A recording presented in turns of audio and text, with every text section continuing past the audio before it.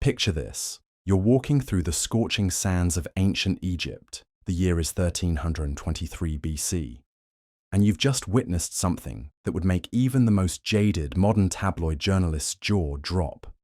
The most powerful man in the known world, Pharaoh Tutankhamun, barely 18 years old, is lying in his golden bedchamber. And the palace physicians are whispering about something that will remain hidden for over 3,000 years. What you're about to discover isn't just another tale of royal excess or political intrigue. It's the story of how absolute divine power, combined with sacred bloodlines and ancient religious beliefs, created some of the most shocking, bizarre, and downright disturbing romantic relationships in human history.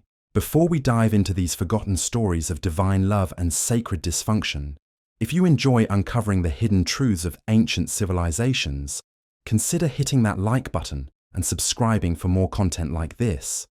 And please, comment below to let me know where you're listening from. I find it incredible that we're exploring these ancient mysteries together from different corners of the world, connected across millennia by our shared fascination with the secrets of the past. What I'm about to reveal will fundamentally change how you think about ancient Egypt.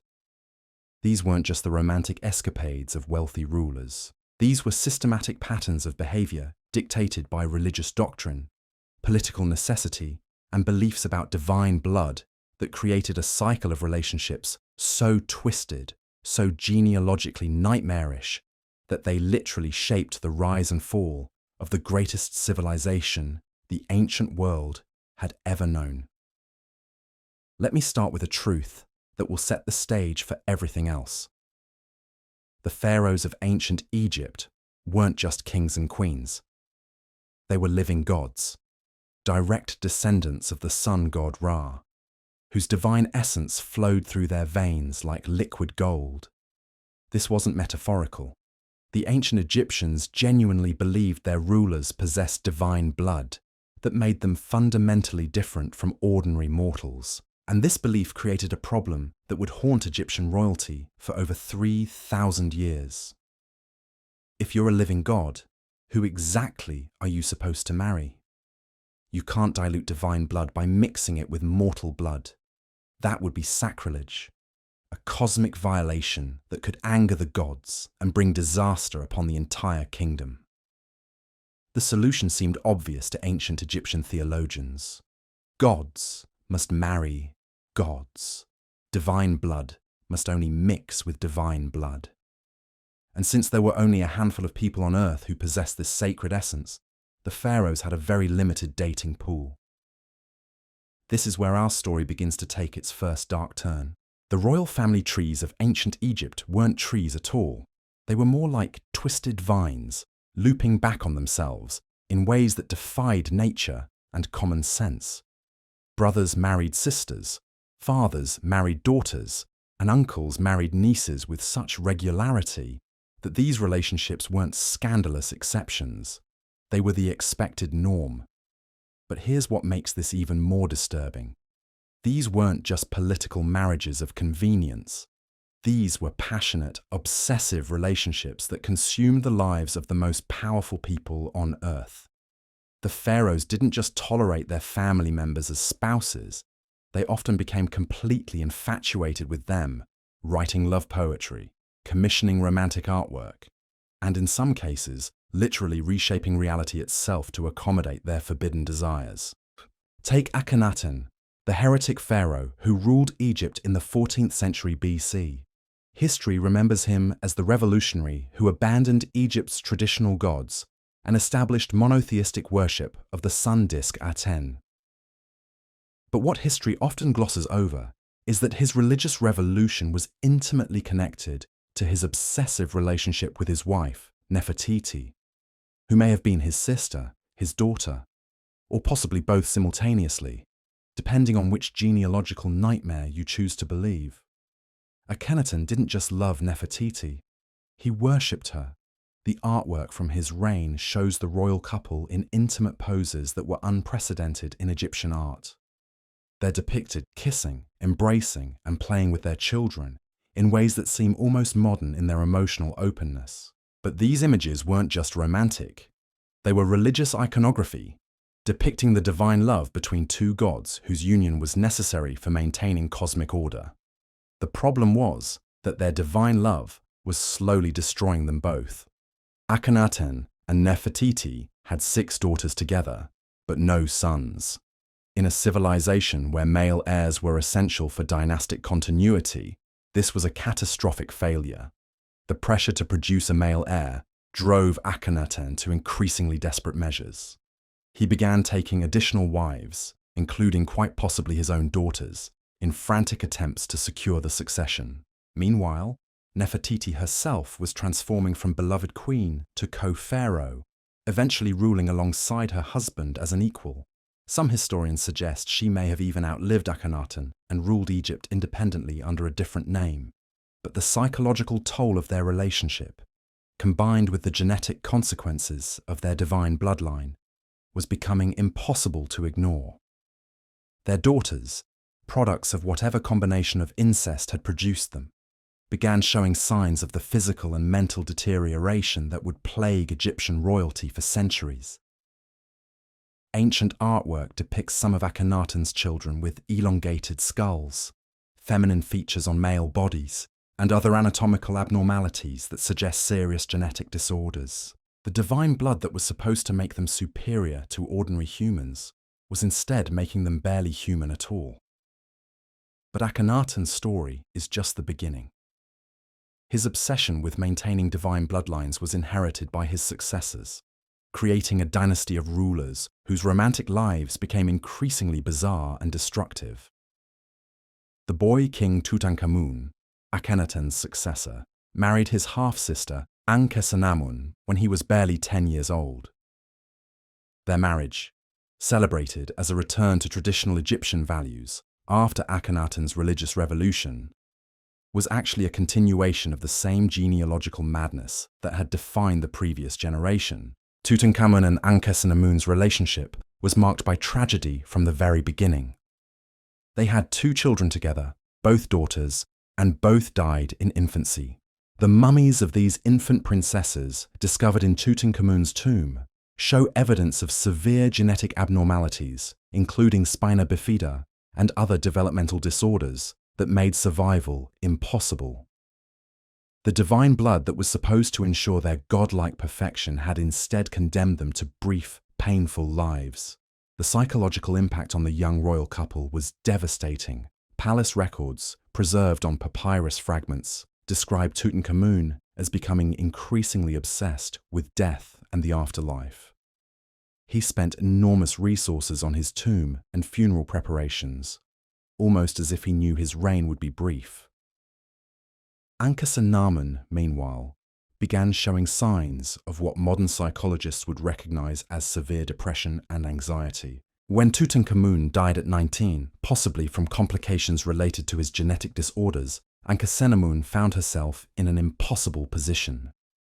She was a young widow with no male heirs, surrounded by ambitious courtiers who saw her as either a valuable prize or a dangerous obstacle. Her response was both desperate and shocking. She wrote to the king of the Hittites, Egypt's traditional enemies, begging him to send one of his sons to marry her and become pharaoh of Egypt. This letter, discovered in Hittite archives, reveals the full extent of Ankhesenamun's desperation. She wrote, "My husband has died, and I have no son. People say that you have many sons. If you send me one of your sons, he could become my husband, for I will never take a servant of mine and make him my husband."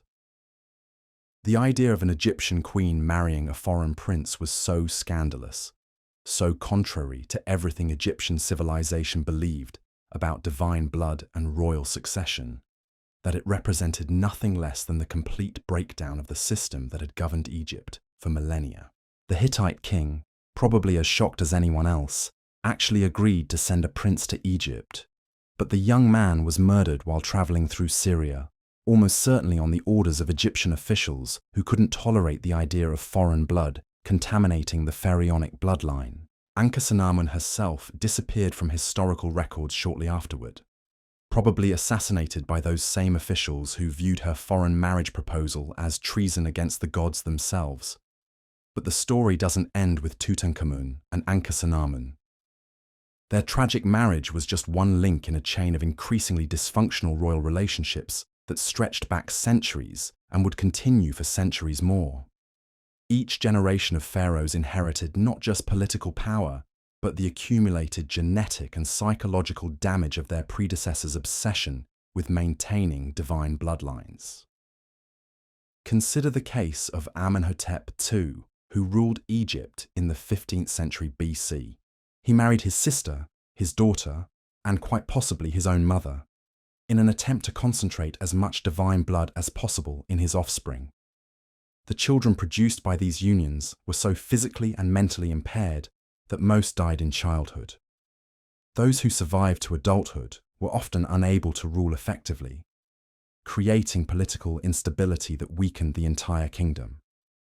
The palace physicians of this era, whose medical papyri have survived to the present day, developed increasingly sophisticated techniques for dealing with the health problems that plagued royal children. They created special diets, medicines, and even surgical procedures designed to address the genetic disorders that had become endemic in the royal family. But these medical interventions were treating symptoms, not causes. The fundamental problem, the obsession with divine bloodlines that drove pharaohs to marry their closest relatives, remained unchanged. What makes these stories even more disturbing is how normalized they became in Egyptian society. The common people, who would never dream of marrying their own siblings, accepted royal incest as not just permissible, but necessary for maintaining cosmic order. Religious festivals celebrated the marriages of brother pharaohs to sister queens. Temple artwork depicted these unions as blessed by the gods. Children were taught that what would be abomination among mortals was sacred duty among the divine. This created a feedback loop where each generation of royal incest was justified by the previous generation's example. If the great pharaohs of the past had married their sisters and daughters, then current pharaohs had not just the right, but the obligation to do the same.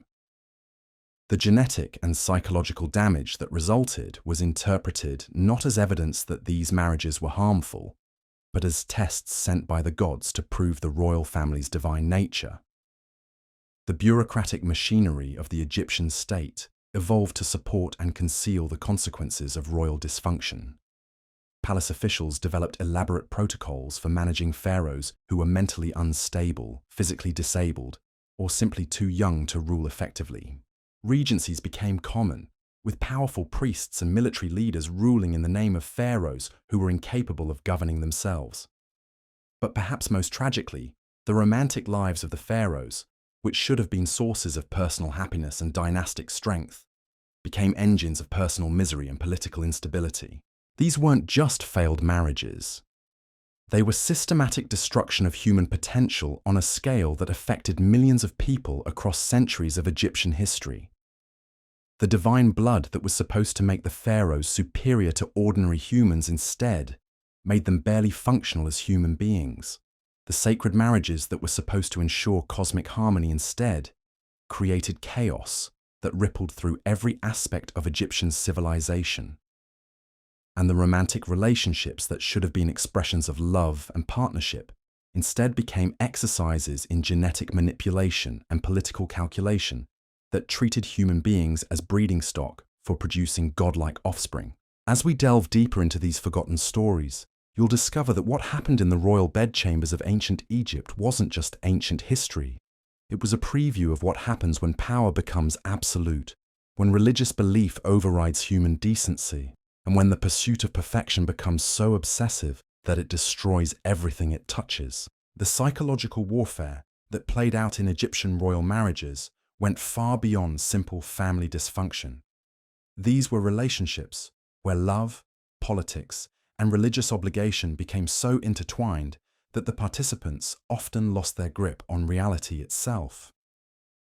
Take the case of Hatshepsut, one of the most successful female pharaohs in Egyptian history, whose rise to power was built on a romantic deception so elaborate that it fooled an entire civilization for decades.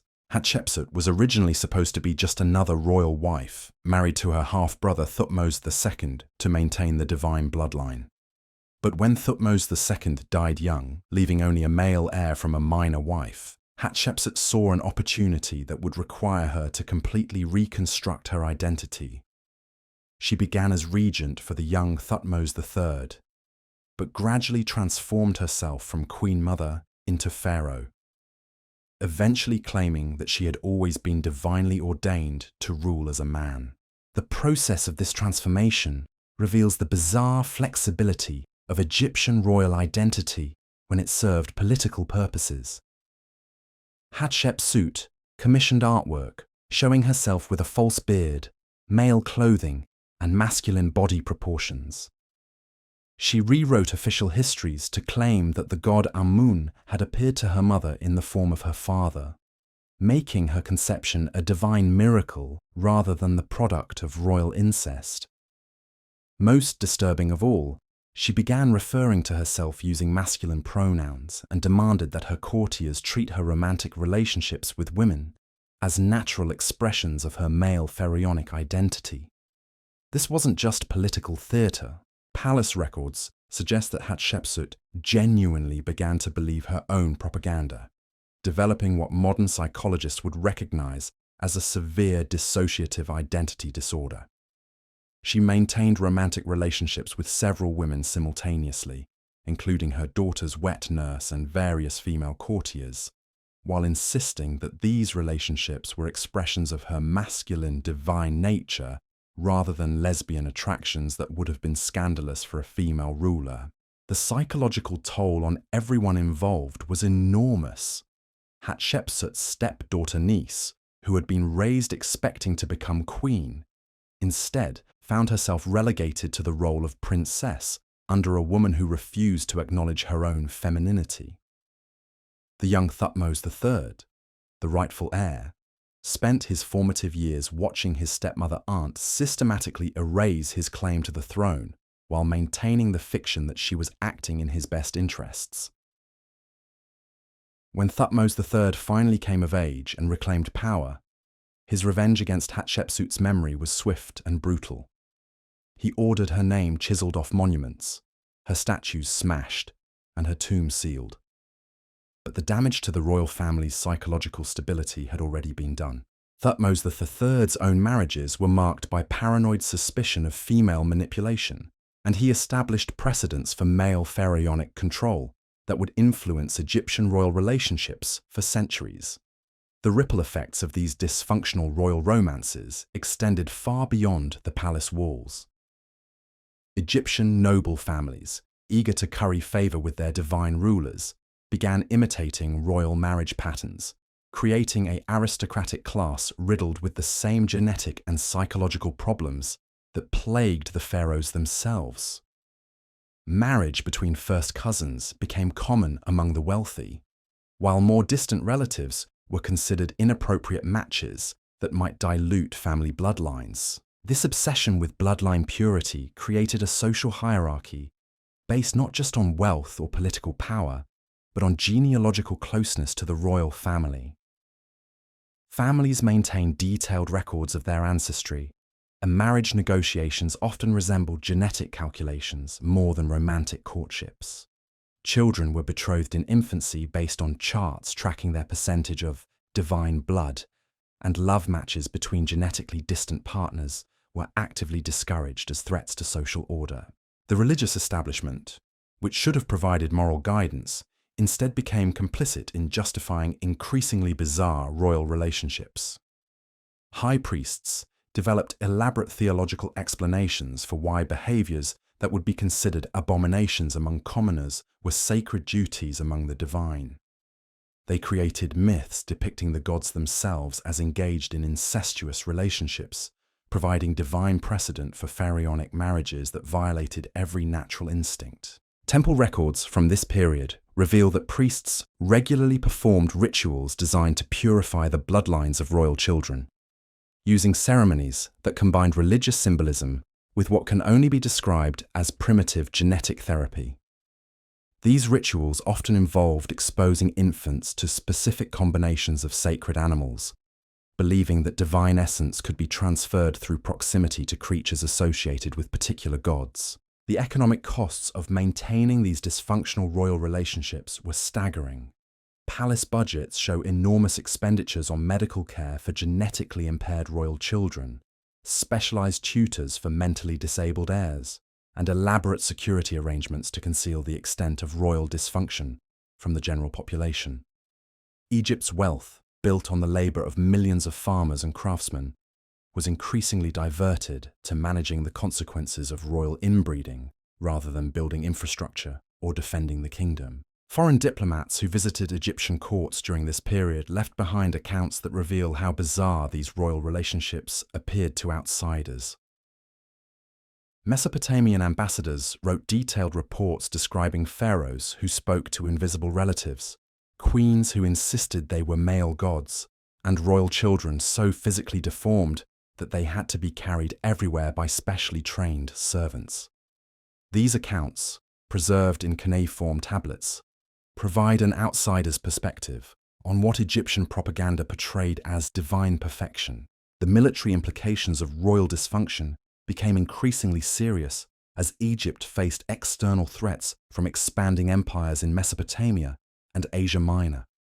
Pharaohs who were mentally unstable or physically disabled struggled to provide effective military leadership, while the genetic deterioration of the royal bloodline made it difficult to produce competent heirs who could maintain Egypt's traditional dominance in the region. Consider the reign of Amenhotep III, who ruled during what historians call Egypt's Golden Age, but whose personal life was a catalogue of romantic disasters that foreshadowed the kingdom's eventual decline. He married his daughter Sitamun when she was barely 12 years old, justifying the union as necessary to concentrate divine essence in his offspring. But Sitamun, traumatized by the marriage and possibly suffering from genetic disorders inherited from generations of royal inbreeding, never produced viable children despite multiple pregnancies. Amenhotep III's response to his reproductive failures was to take additional wives from among his other daughters and nieces, creating a harem of close relatives who were expected to compete for the pharaoh's attention while maintaining the pretense of happy family relationships. Palace records describe elaborate ceremonies, where these sister wives would participate in religious festivals together, smiling and performing their roles while privately suffering from the psychological trauma of their situations. The children produced by these unions showed increasingly severe signs of genetic damage. Prince Thutmose, Amenhotep III's eldest son and heir, died young from what palace physicians described as wasting disease, but which modern analysis suggests was probably a genetic disorder affecting his immune system. Princess Isis developed severe mental disabilities that made her unable to participate in court functions, while Prince Amenhotep showed signs of the physical deformities that would later characterize his son, the heretic pharaoh Akhenaten. But perhaps most disturbing was how these royal families developed elaborate psychological defense mechanisms to cope with the obvious dysfunction of their relationships. They created private languages filled with euphemisms for incest, genetic disorders, and mental illness. Palace poetry from this period is filled with references to sacred unions, divine concentrations, and blessed imperfections that allowed royal family members to discuss their situations without acknowledging the reality of what was happening to them. The women in these relationships developed particularly sophisticated survival strategies. Royal wives and daughters learned to navigate complex hierarchies, where their value was determined by their genetic proximity to the pharaoh, their ability to produce male heirs, and their skill at maintaining family secrets. They formed alliances with each other that crossed generational lines, with mothers, daughters, and granddaughters sometimes conspiring together to protect each other from the worst excesses of royal male behavior. These female networks became crucial for the survival of royal children who were born with genetic disorders or mental disabilities. Palace women developed specialized knowledge about caring for disabled children, hiding the extent of their impairments from court officials who might view them as threats to dynastic stability. They created informal support systems that allowed genetically damaged royal offspring to survive to adulthood, even if they could never rule effectively. The artistic production of these periods reflects the psychological strain of royal relationships in ways that become obvious once you know what to look for. Royal portraits from dynasties marked by extensive inbreeding show increasingly stylized and unrealistic depictions of pharaohs and their families. Rather than celebrating natural human beauty, Egyptian art began emphasizing abstract divine characteristics that bore little resemblance to the actual appearance of the rulers they depicted. This artistic evolution wasn't just aesthetic choice, it was psychological necessity. When your pharaoh has severe physical deformities from genetic disorders, when your queen is mentally unstable from childhood trauma, when your royal children are dying in infancy from inherited diseases, you can't create realistic art that celebrates these figures as divine perfection. Instead, you have to develop artistic styles that transform dysfunction into divinity, that make genetic disasters look like sacred mysteries. The religious festivals and public ceremonies of these periods became elaborate performances designed to maintain the illusion of royal perfection while concealing the reality of royal dysfunction. Pharaohs who were too disabled to stand for long periods were carried in elaborate sedan chairs that hid their physical limitations. Queens who were mentally unstable were surrounded by handlers who could intervene if they began behaving erratically during public appearances. These ceremonial deceptions required the cooperation of thousands of people, from palace servants to high-ranking officials to foreign diplomats who were expected to participate in maintaining royal fictions. The psychological pressure on everyone involved was enormous, creating a court culture where truth became subordinate to performance, where reality was whatever the royal family needed it to be at any given moment. The correspondence between Egyptian pharaohs and foreign rulers during these periods reveals how these domestic dysfunctions affected international relationships. Letters preserved in archives across the ancient world show Egyptian kings making increasingly erratic diplomatic decisions, forming alliances that made no strategic sense, and responding to foreign threats with policies that seemed to ignore basic military and economic realities. Foreign rulers learned to work around Egyptian royal dysfunction by developing relationships with palace officials who could provide continuity when pharaohs were too unstable to govern effectively. These shadow diplomatic networks became crucial for maintaining Egypt's international relationships, but they also created opportunities for foreign manipulation of Egyptian internal affairs that would eventually contribute to the kingdom's decline. As we continue deeper into these forgotten stories, the pattern becomes clear. What began as religious devotion to maintaining divine bloodlines evolved into a systematic destruction of human potential that affected not just individual royal families, but the entire civilization they ruled. The romantic relationships that should have strengthened Egypt instead became the source of its greatest weaknesses, creating vulnerabilities that would eventually be exploited by foreign conquerors who understood that Egypt's divine pharaohs were, in reality, the products of a genetic and psychological disaster that had been centuries in the making. The consequences of these royal genetic experiments reached their most horrifying peak during the reign of Ramesses II, the pharaoh known to history as Ramesses the Great. But the title Great refers to his military conquests and monumental building projects, not to his personal life, which was a carnival of dysfunction that would have made his predecessors seem almost normal by comparison. Ramesses II ruled for 66 years, giving him ample time to perfect the art of royal romantic catastrophe. He had over 100 wives, but the core of his harem consisted of his daughters, granddaughters, and great-granddaughters in combinations so complex that palace genealogists required detailed charts just to keep track of who was related to whom and in how many different ways. What made Ramesses II's situation particularly disturbing was his apparent genuine belief that he was improving the divine bloodline through what he called concentrated breeding.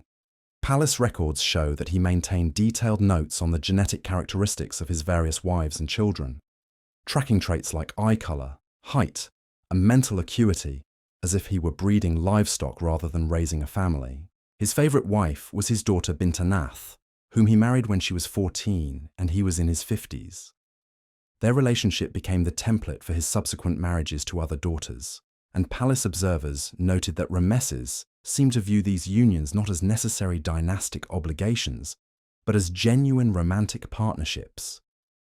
He wrote love poetry to Bintanath, commissioned romantic artwork depicting their relationship, and even built a special palace wing where they could live together away from his other wives. The children produced by Ramesses II's various incestuous marriages showed the accumulated genetic damage of centuries of royal inbreeding in increasingly severe forms. Many were born with physical deformities so extreme that they had to be hidden from public view. Others suffered from mental disabilities that made them unable to perform even basic royal functions. Some died in infancy from genetic disorders that palace physicians couldn't even name, let alone treat.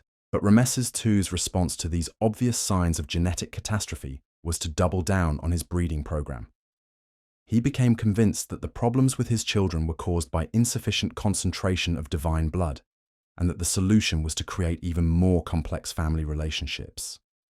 He began marrying granddaughters who were simultaneously his daughters-in-law, and great-granddaughters who were also his sisters-in-law through previous marriages. The psychological impact on the women trapped in these relationships was devastating. Palace records describe several of Rameses II's daughter wives developing what modern psychologists would recognize as severe dissociative disorders, creating alternate personalities to cope with the trauma of their situations.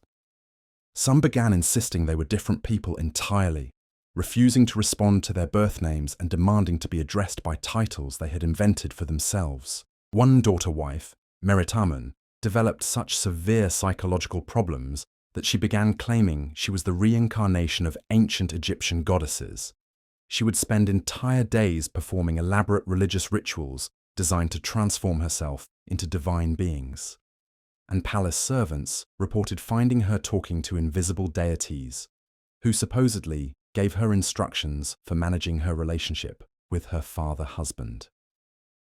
The court physicians who served during Rameses II's reign left behind medical records that provide disturbing insights into the physical reality of these royal relationships.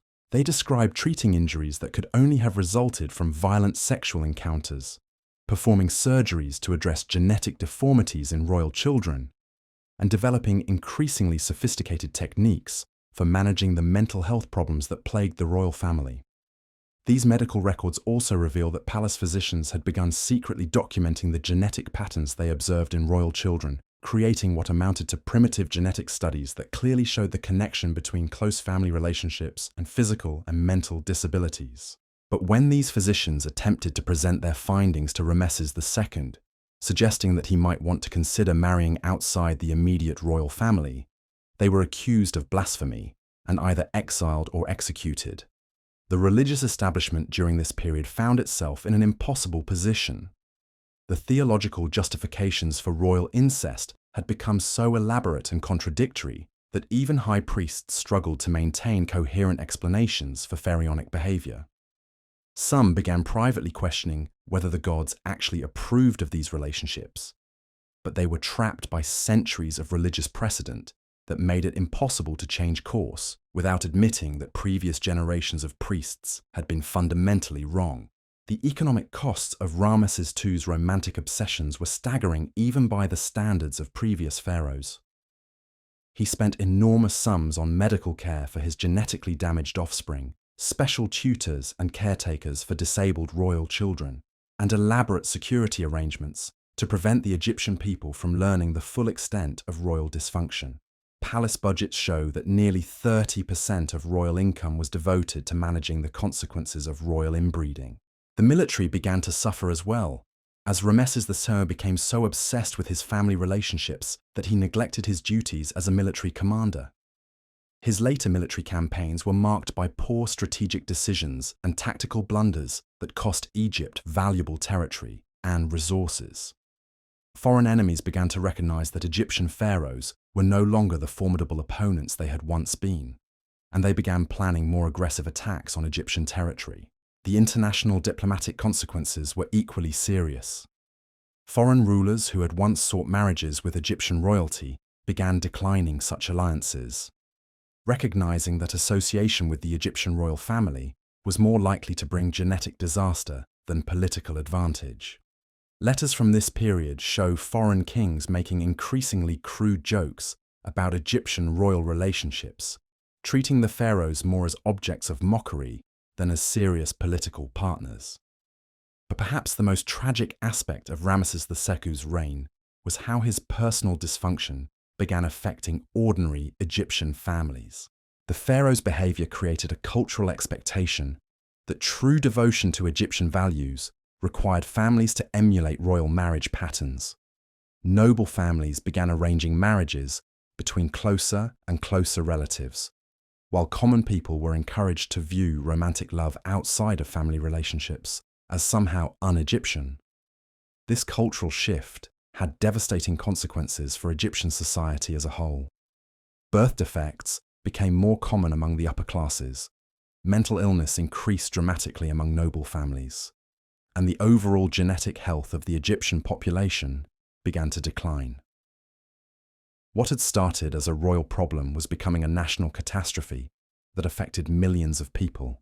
The palace staff who served during this period developed elaborate protocols for managing the daily chaos of royal family life. They created rotation schedules for dealing with mentally unstable royal wives, established medical teams specializing in genetic disorders, and developed communication systems for coordinating the complex logistics of maintaining relationships between family members who were related to each other in multiple ways simultaneously. These servants, many of whom served for decades and witnessed the full scope of royal dysfunction, began leaving behind private accounts that provide the most honest contemporary assessments of what life was really like in the royal palace. Their writings, hidden in personal collections and discovered centuries later, describe a world of constant crisis where normal human relationships had become impossible and where everyone lived in fear of the psychological explosions that could erupt at any moment. The children of Ramesses II, who survived to adulthood, often showed signs of severe psychological damage that went far beyond the physical effects of genetic disorders. Many developed what modern psychologists would recognize as complex post-traumatic stress disorder, exhibiting behaviors like chronic anxiety, difficulty forming relationships, and obsessive-compulsive disorders that made them unable to function effectively as adults. Some of these royal children began showing signs of inherited mental illnesses that had been building up in the royal bloodline for generations. Palace records describe princes who suffered from what were probably severe bipolar disorders, experiencing manic episodes where they would spend days without sleep making grandiose plans, followed by depressive crashes where they became catatonic for weeks at a time. The princesses often developed eating disorders, probably as a way of exerting some control over their lives in situations where they had no agency over their most intimate relationships. Palace physicians noted that several of Ramesses II's daughter wives would alternate between periods of refusing to eat and periods of compulsive overeating, behaviors that palace staff learned to recognize as warning signs of impending psychological crises. The artistic production during Ramesses II's reign reflects these psychological realities in increasingly abstract ways. Royal portraits from this period show family members with expressions that can only be described as haunted, while official artwork began emphasizing religious and mythological themes that allowed artists to avoid depicting the reality of royal family relationships. The palace architecture itself was modified to accommodate the special needs of a royal family riddled with physical and mental disabilities.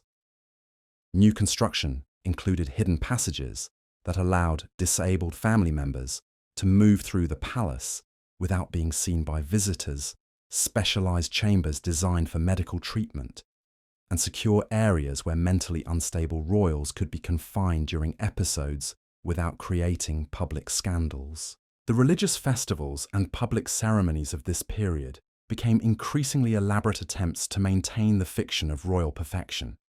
palace officials developed sophisticated techniques for managing public appearances by royals who were physically or mentally incapable of normal behavior, using everything from specially designed clothing that concealed deformities to carefully choreographed movements that minimized opportunities for public embarrassment. But despite all these efforts to maintain appearances, word of royal dysfunction began leaking out to the general population. Egyptian commoners began developing folk tales and songs that contained thinly veiled references to royal family problems.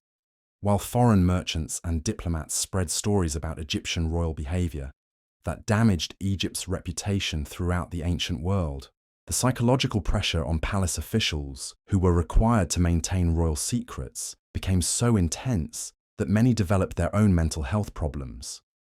Palace records describe administrators who suffered from chronic insomnia, digestive disorders, and nervous conditions that were clearly related to the stress of their positions. Some began requesting reassignment to other duties, while others simply fled the palace without explanation. As Ramesses II aged, his romantic obsessions became even more disturbing. In his 70s and 80s, he continued taking new wives from among his youngest descendants, marrying great-granddaughters who were still children, while he was an elderly man suffering from the accumulated physical effects of a lifetime of genetic dysfunction. These final marriages were so obviously inappropriate that even palace officials who had spent decades enabling royal behavior began expressing private concerns. The death of Ramesses II in 1213 BC should have marked the end of this particular chapter of royal dysfunction, but instead it revealed the full extent of the damage that had been done to the royal bloodline. His immediate heirs were so physically and mentally impaired that none could rule effectively, creating a succession crisis that lasted for decades and ultimately contributed to the decline of Egyptian power. The mummy of Ramesses II, preserved for over 3,000 years, tells its own story of genetic catastrophe. Modern medical analysis has revealed evidence of severe arthritis, dental problems, and other health issues that were probably related to genetic disorders inherited from generations of royal inbreeding. His preserved remains show signs of the same physical abnormalities that had plagued his children and grandchildren. But the true legacy of Ramesses II's romantic disasters wasn't just the immediate damage to his own family. It was the precedent he set for future generations of Egyptian royalty, who would continue the same patterns of behavior with even more catastrophic results. The psychological normalization of family dysfunction that occurred during his reign created cultural expectations that would haunt Egyptian civilization for centuries to come. The palace records and administrative documents from the end of Ramesses II's reign show a kingdom that was literally falling apart from the inside. Tax collection had become irregular because royal officials were too busy managing family crises to focus on governance. Military preparedness had declined because resources were being diverted to medical care for genetically damaged royals. International relationships had deteriorated because foreign rulers had lost respect for Egyptian leadership. As we move forward in this story, the pattern becomes clear. Each generation of Egyptian pharaohs inherited not only political power, but also the accumulated psychological and genetic damage of their predecessors. What had begun as religious devotion to maintaining divine bloodlines had evolved into a systematic destruction of human potential that would ultimately contribute to the collapse of one of history's greatest civilizations. The romantic lives of the pharaohs, which should have been sources of personal happiness and dynastic strength, had instead become engines of dysfunction that consumed everything they touched. The final chapter of our exploration into the bizarre romantic lives of ancient pharaohs brings us to the reign of Cleopatra VII, the last pharaoh of Egypt, whose legendary beauty and political cunning have overshadowed one of the most psychologically complex royal relationships in ancient history.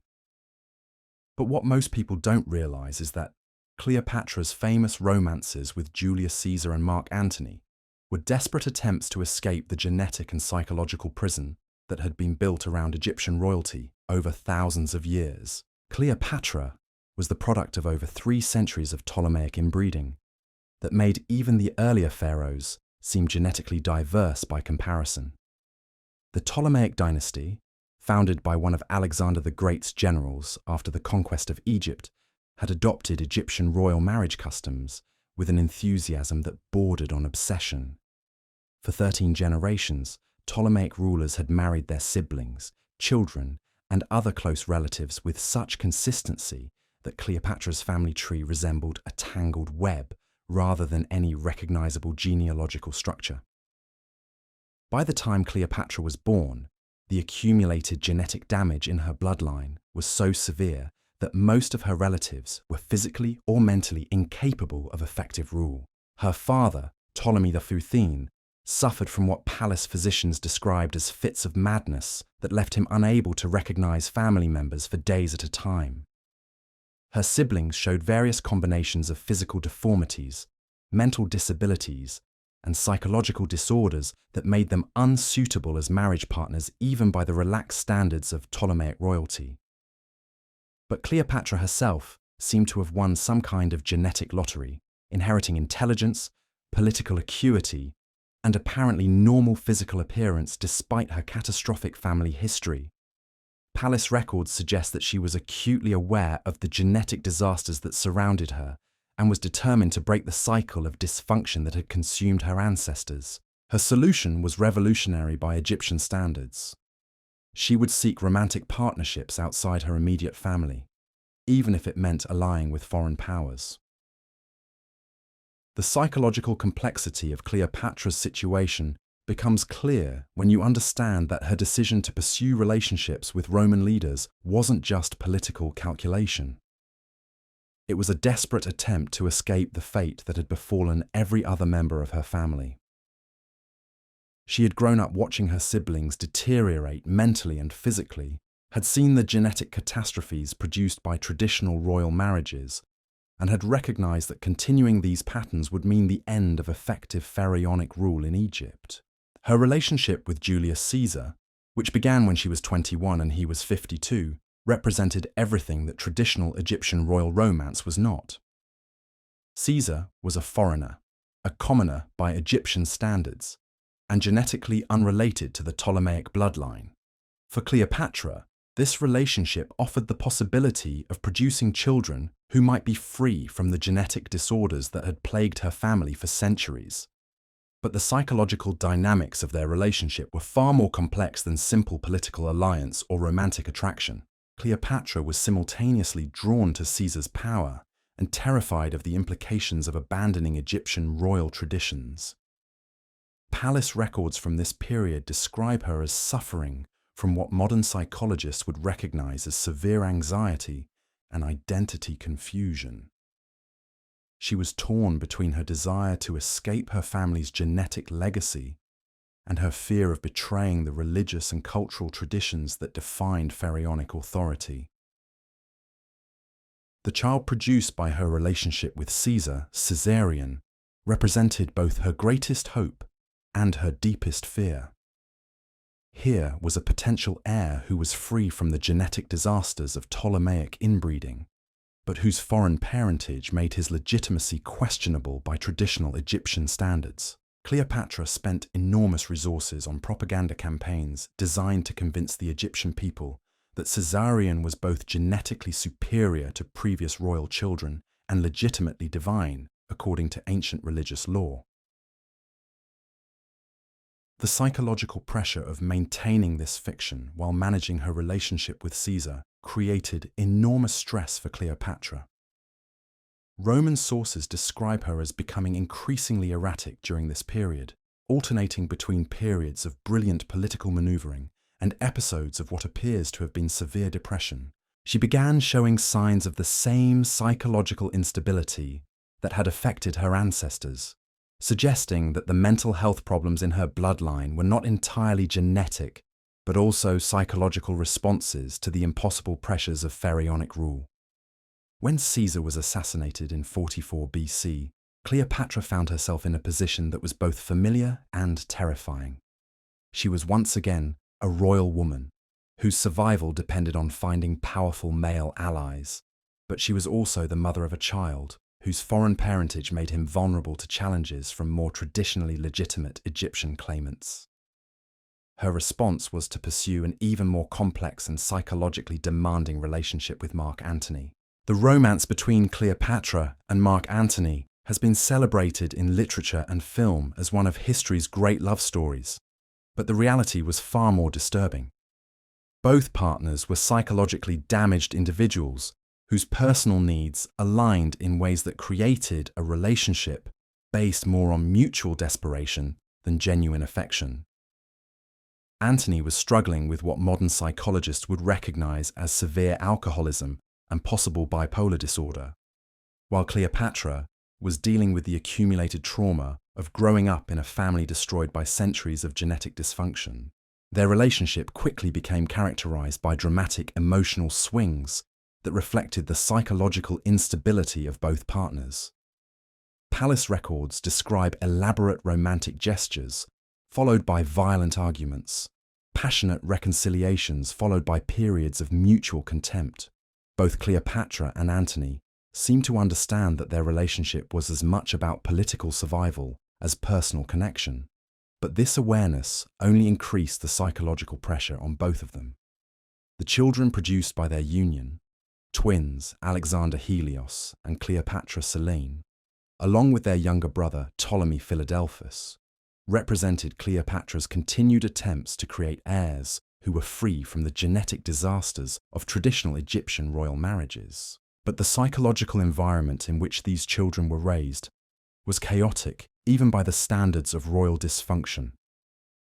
They grew up watching their parents alternate between passionate devotion and bitter conflict, never knowing whether they would wake up to find their family united or at war with itself. Cleopatra's efforts to manage her complex family situation while maintaining political control of Egypt required psychological resources that were already stretched to their limits. She had to present herself as a traditional Egyptian pharaoh to her subjects, while simultaneously conducting relationships with foreign men that violated every principle of pharaonic marriage. She had to raise children whose mixed heritage made their legitimacy questionable, while convincing the Egyptian people that these same children represented the future of divine rule. The stress of maintaining these contradictory roles began taking a visible toll on Cleopatra's mental health.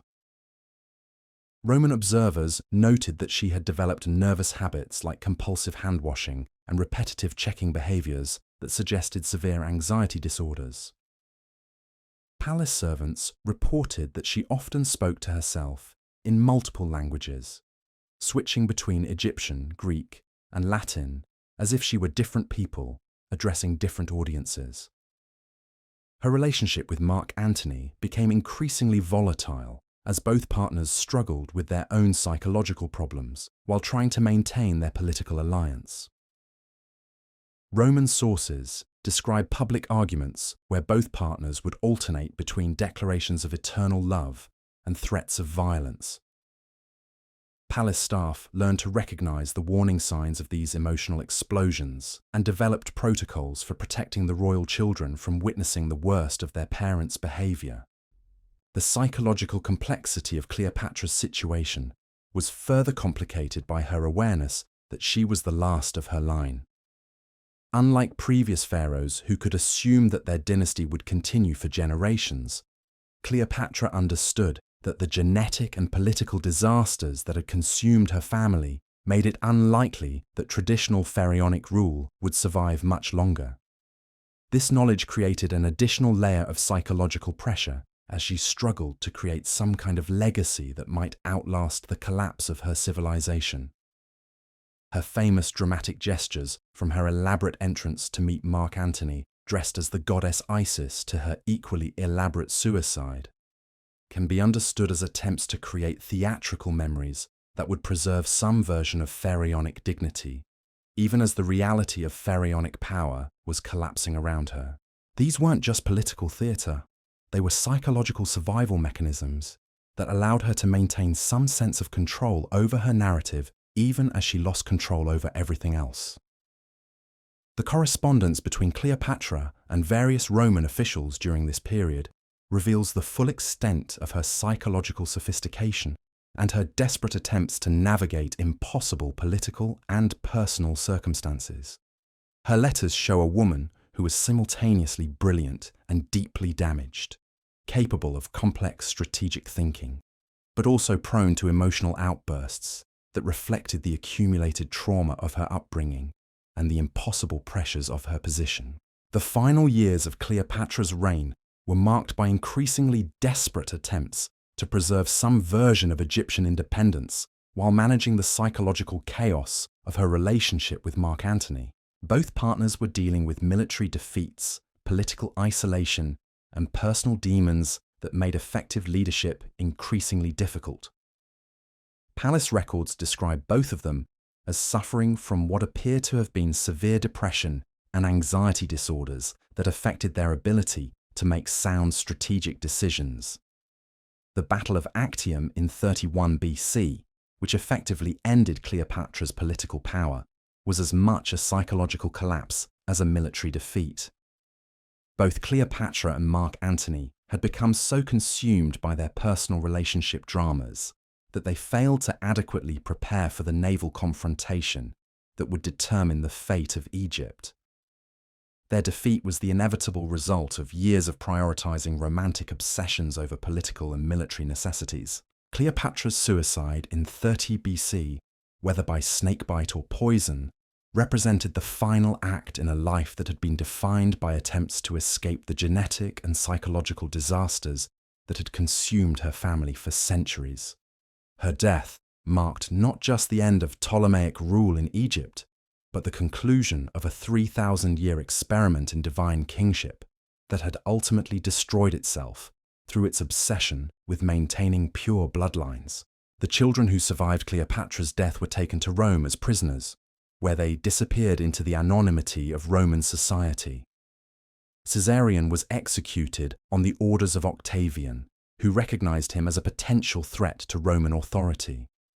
The twins, Alexander Helios and Cleopatra Selene, were raised in Roman households, while Ptolemy Philadelphus vanished from historical records entirely.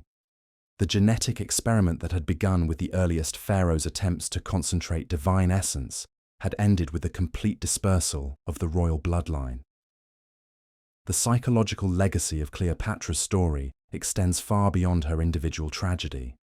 Her desperate attempts to escape the genetic and psychological prison created by centuries of royal inbreeding represent the final chapter in a systematic destruction of human potential that had affected not just individual royal families, but entire civilizations.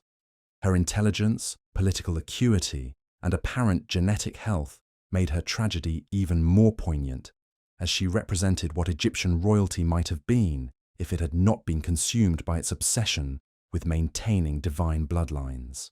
The palace physicians who served during Cleopatra's reign left behind medical records that provide the most complete picture of the genetic disasters that had accumulated in the Ptolemaic bloodline.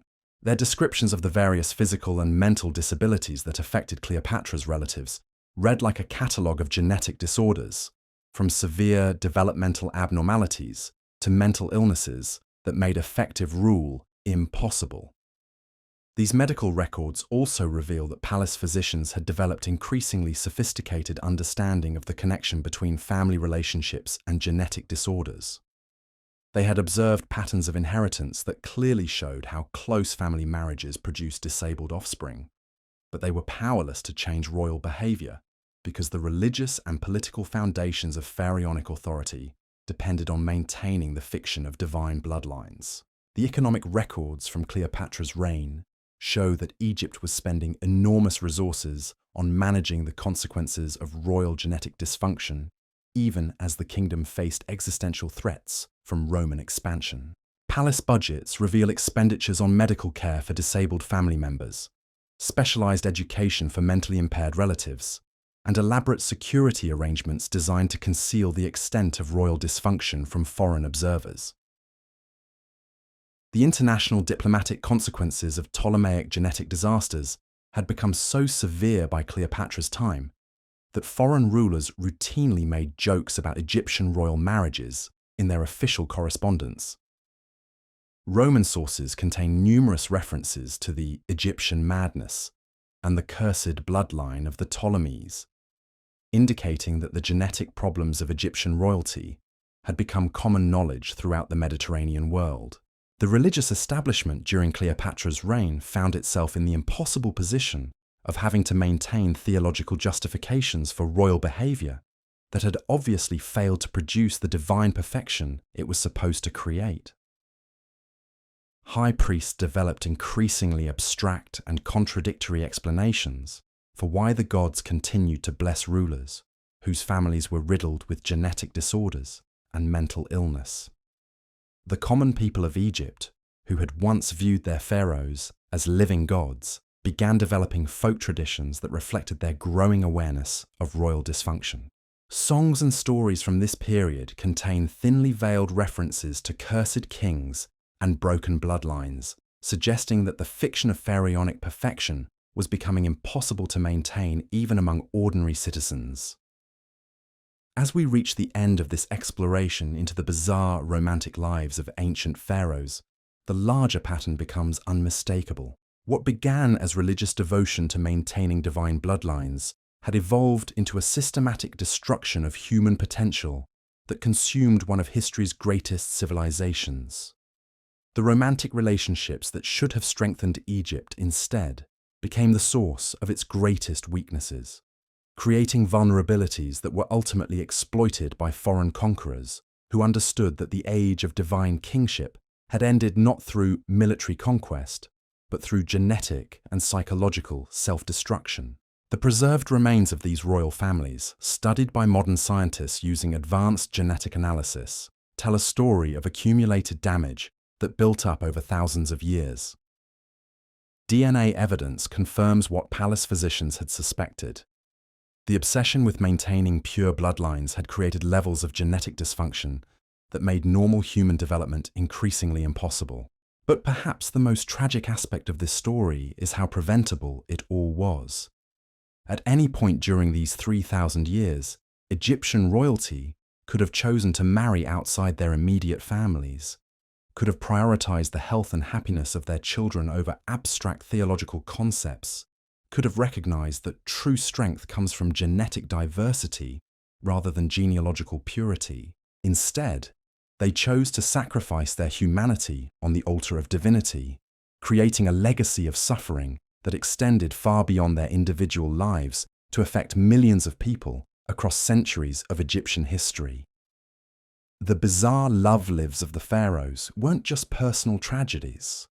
They were civilizational disasters that demonstrated the ultimate consequences of allowing power to become so absolute that it loses touch with basic human reality. The story of Egyptian royal romance serves as a warning about what happens when religious belief, political power, and personal psychology combine in ways that prioritize abstract ideals over human welfare. These weren't just failed marriages or dysfunctional families. They were systematic experiments in human breeding that treated people as components in a divine machine, rather than individuals deserving of love, respect, and the chance to live normal lives. The pharaohs who ruled Egypt for 3 millennia believed they were preserving something sacred through their bizarre romantic choices. Instead, they created something monstrous. A system of relationships so fundamentally opposed to human nature that it ultimately destroyed everything it claimed to protect. Their divine bloodlines, concentrated through centuries of careful breeding, produced not gods, but genetic disasters.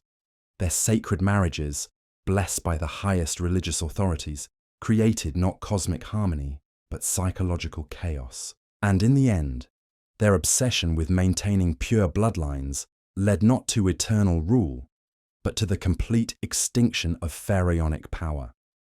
The last pharaoh died by her own hand, her children scattered to the winds, her kingdom absorbed into a foreign empire that had no use for the genetic experiments that had defined Egyptian civilization for thousands of years. The bizarre love lives of ancient pharaohs remind us that some prices are too high to pay, even for power, even for divinity, even for immortality. The human cost of their romantic choices echoed through generations, creating waves of suffering that touched millions of lives, and ultimately contributed to the fall of one of history's most magnificent civilizations. Their story stands as perhaps the ultimate cautionary tale about what happens when love becomes subordinate to ideology, when human happiness is sacrificed for abstract principles, and when the pursuit of perfection becomes so obsessive that it destroys everything it touches.